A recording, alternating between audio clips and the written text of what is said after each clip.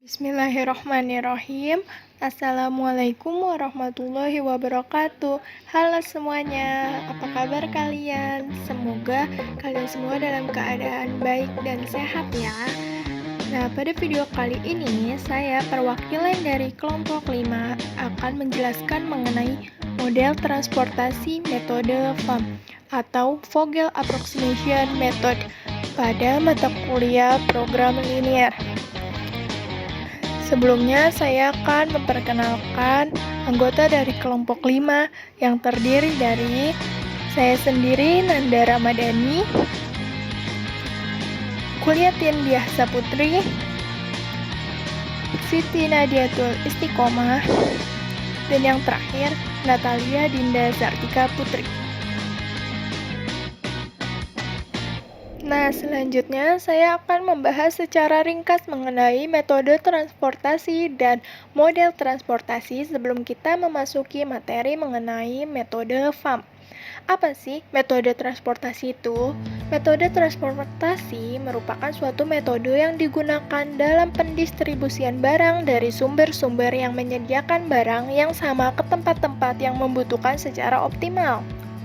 Ini bermanfaat untuk memperlancar pendistribusian barang, memaksimalkan pengalokasian dari sumber ke tujuan, dan berguna dalam usaha menekan total biaya transportasi sehingga meningkatkan efisiensi perusahaan. Nah, model transportasi itu merupakan kasus khusus dari persoalan program linier dengan tujuan untuk mengangkut barang tunggal dari berbagai asal atau origin ke berbagai tempat tujuan atau destination dengan biaya angkut serendah mungkin. Nah, dalam kasus tersebut terdapat 3 macam metode yang dapat digunakan. Salah satunya yaitu metode FAM, Vogel Approximation Method. Lanjut, metode FAM ini didasarkan atas suatu beda kolom dan suatu beda baris yang menentukan beda antara dua ongkos. Ini menurut Kurniasi tahun 2015. Setiap beda dapat dianggap sebagai penalti karena tidak menggunakan rute termurah.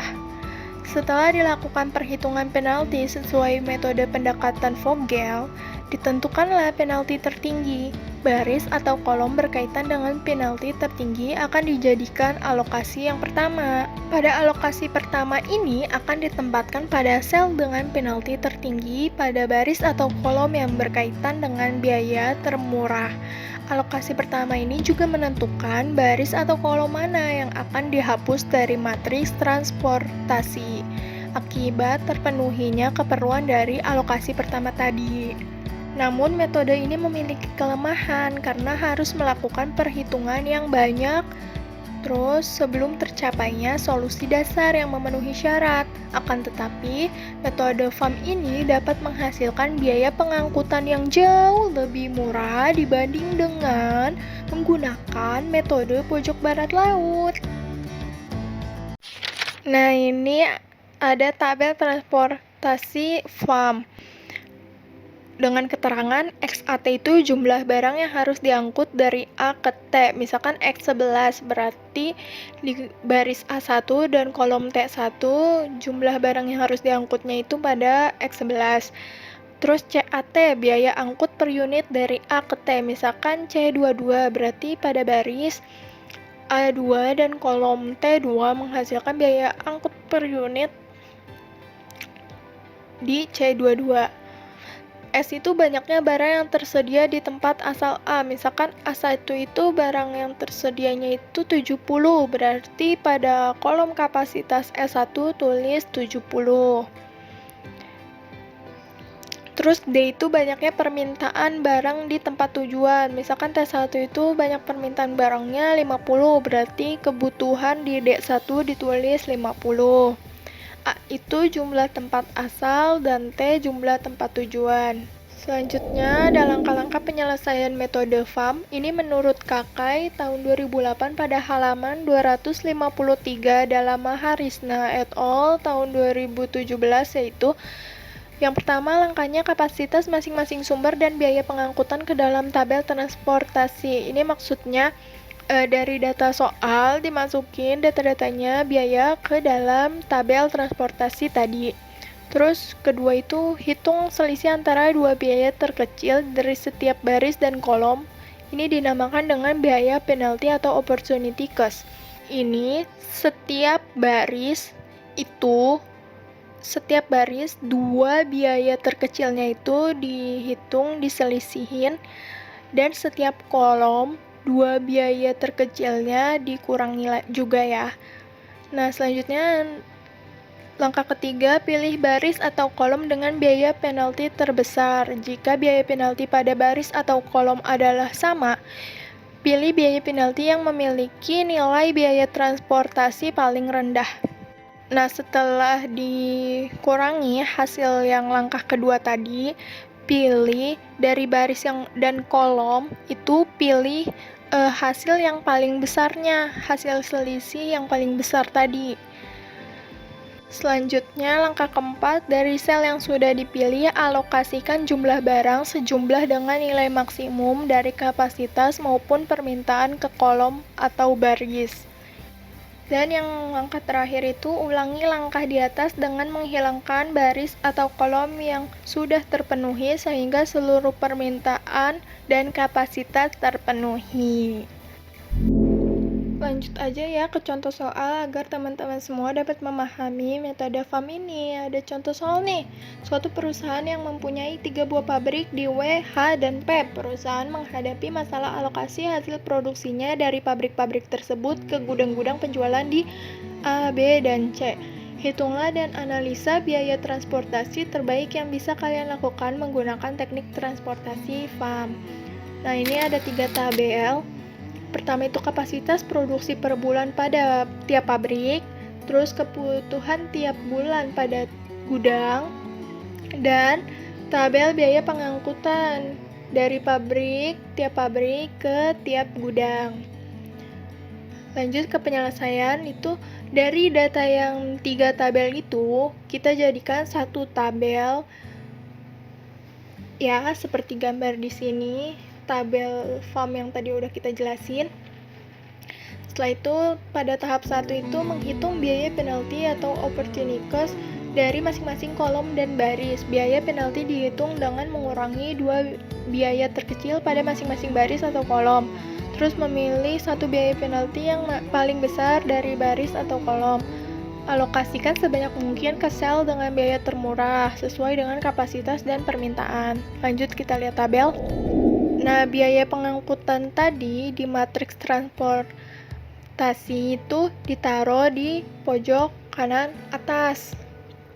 Setelah itu, setiap baris dan kolom dihitung selisih dua biaya angkut terkecilnya.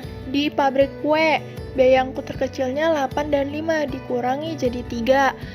Pabrik H, 15 dikurang 10, 5. Pabrik P, 19 dikurang 10, 9.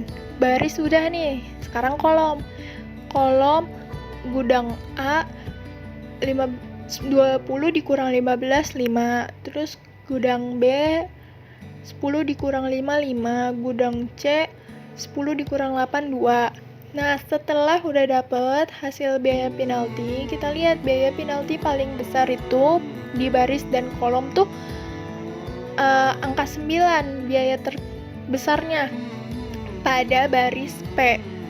Nah, berarti di baris P kapasitas 50 ini kita alokasikan ke biaya angkut terkecil di baris P.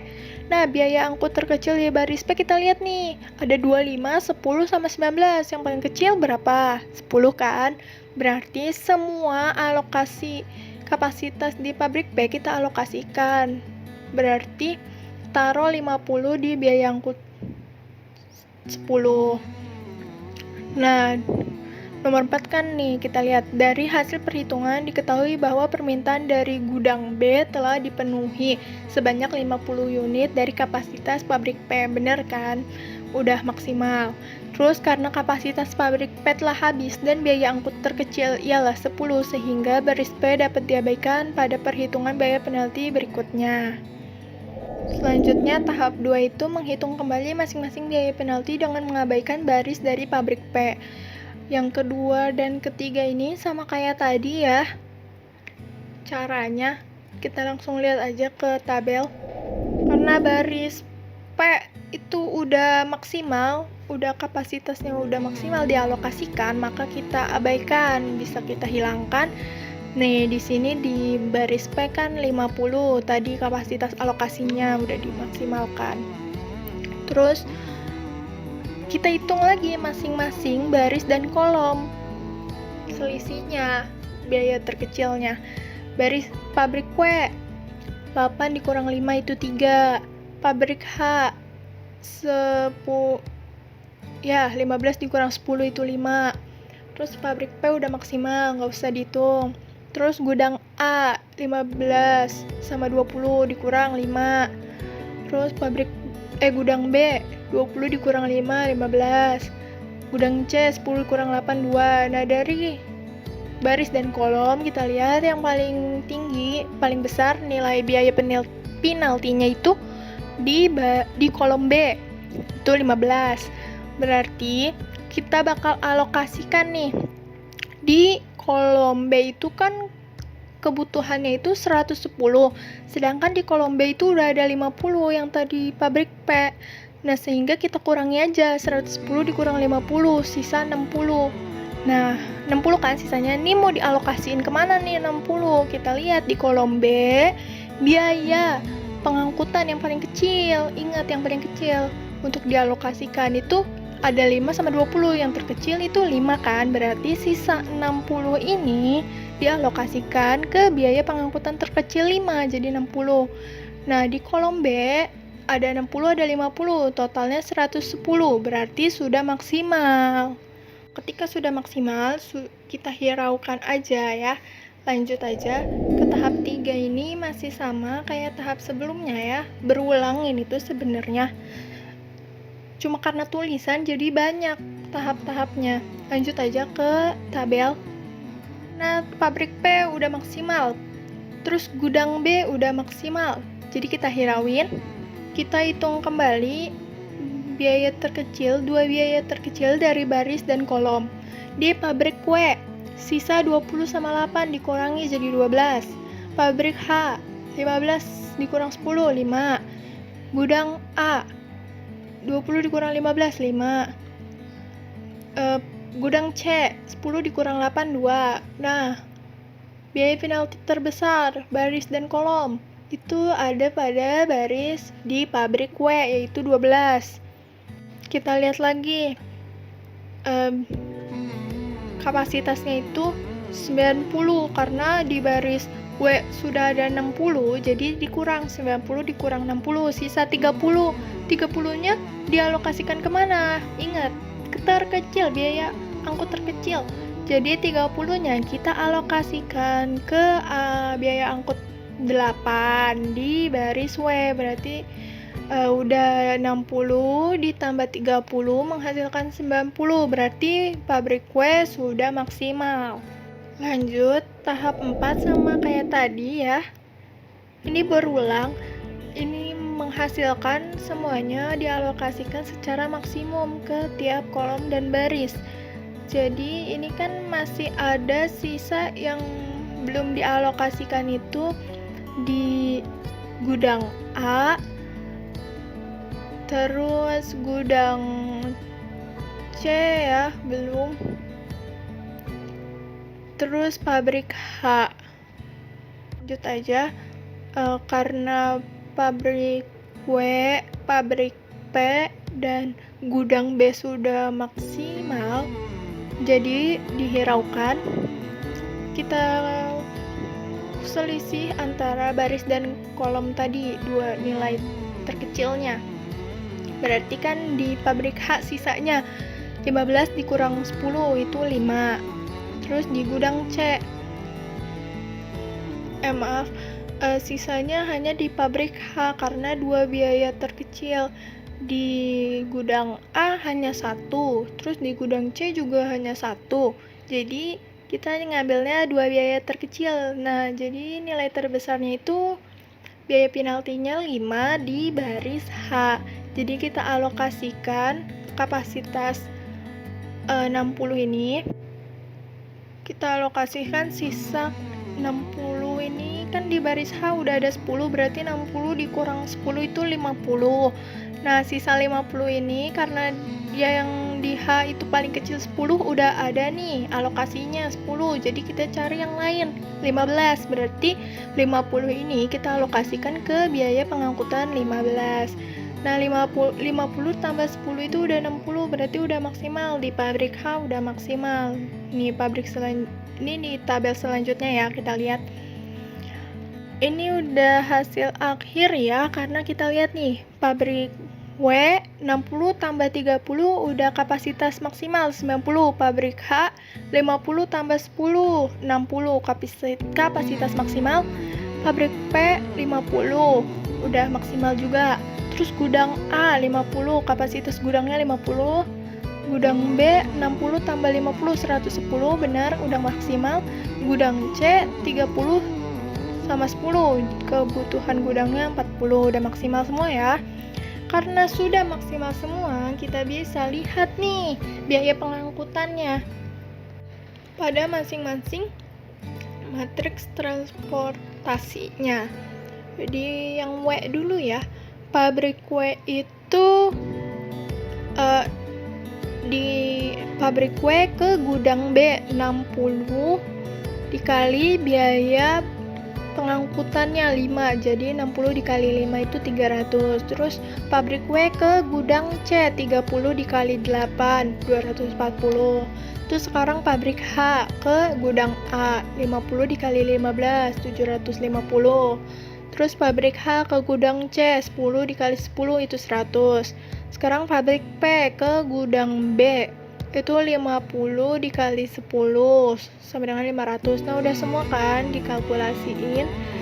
Kita kalkulasi nih total biayanya itu 1.890. Nah, terbuktikan dengan menggunakan metode FAM ini terlihat bahwa biayanya itu dialokasikan menghasilkan biaya serendah mungkin. Menghasilkan cuma 1.000 nih total biayanya dari data-data yang tadi kita udah alokasikan ya. Nah, habis itu selanjutnya ini ada latihan soal. Teman-teman bisa kerjain sendiri sebagai latihan untuk metode FAM ini. Dan sekian saja ya video mengenai metode FAM ini. Semoga dapat bermanfaat untuk kita semua. Dan kurang lebihnya mohon maaf. Wabillahi taufik wal hidayah. Wassalamualaikum warahmatullahi wabarakatuh. Terima kasih semuanya.